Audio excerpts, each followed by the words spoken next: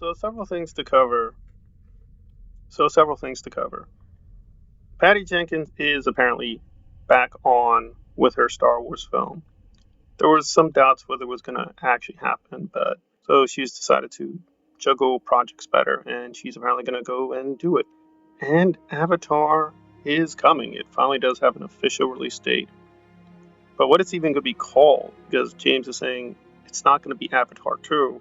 So, Now, for the record, I am mostly a fan of James Cameron. I think he's a brilliant filmmaker. He's an extremely good writer. I love most of his films. There's only a few films I don't like True Lies. Ironically, I don't really care about Avatar. I saw it, thought it was fine, but it didn't affect me that much. And this looks like it's going to shape up to be like the prequels. He's a big personal friend of George Lucas. He likes the prequels.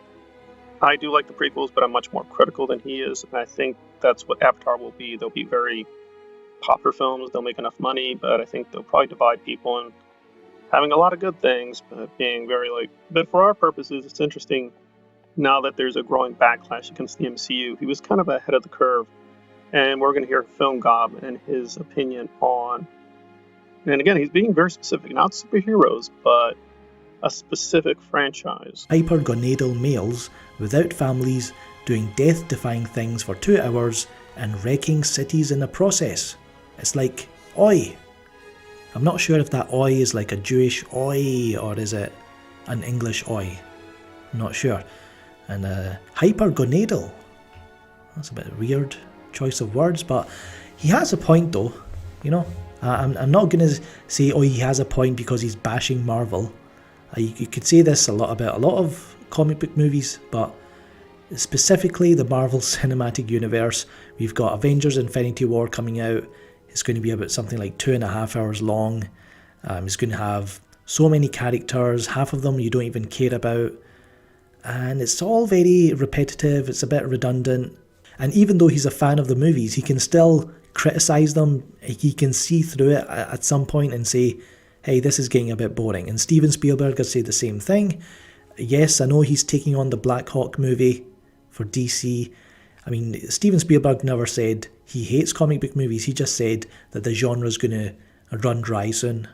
And he has a point. So one day it's going to happen. But really, the reaction to what James Cameron has said has been predictable. You've got the man babies on YouTube crying and whining.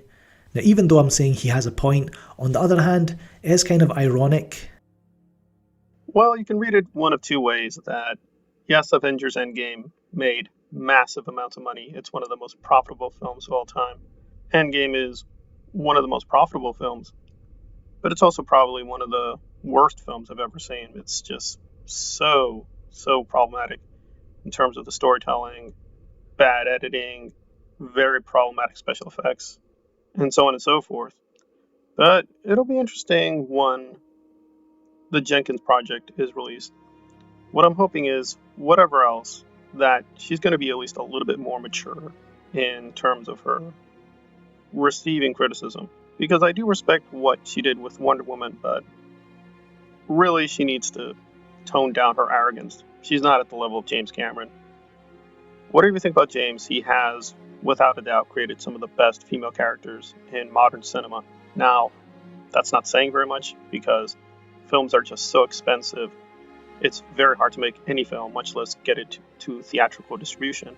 But the film history we have is, yeah, he's clearly a much better writer and director of female characters than she is. And I don't even hate Wonder Woman 84. I think it's a lot better than Wonder Woman, but she really needs to stop with all this. He didn't understand Wonder Woman because he's a man.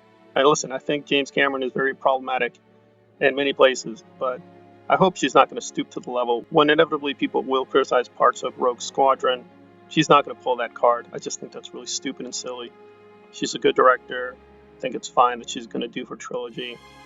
She's very talented, but so far she's not proven to be one of the best directors of all time. James Cameron has, but whether Avatar will really succeed, going to be an open question.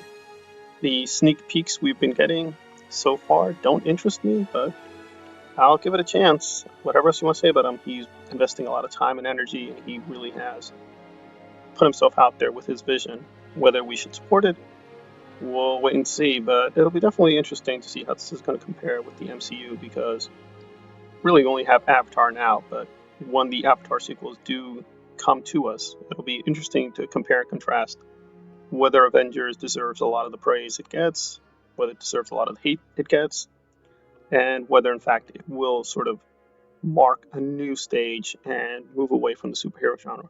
We'll have to wait and see. Thanks for listening.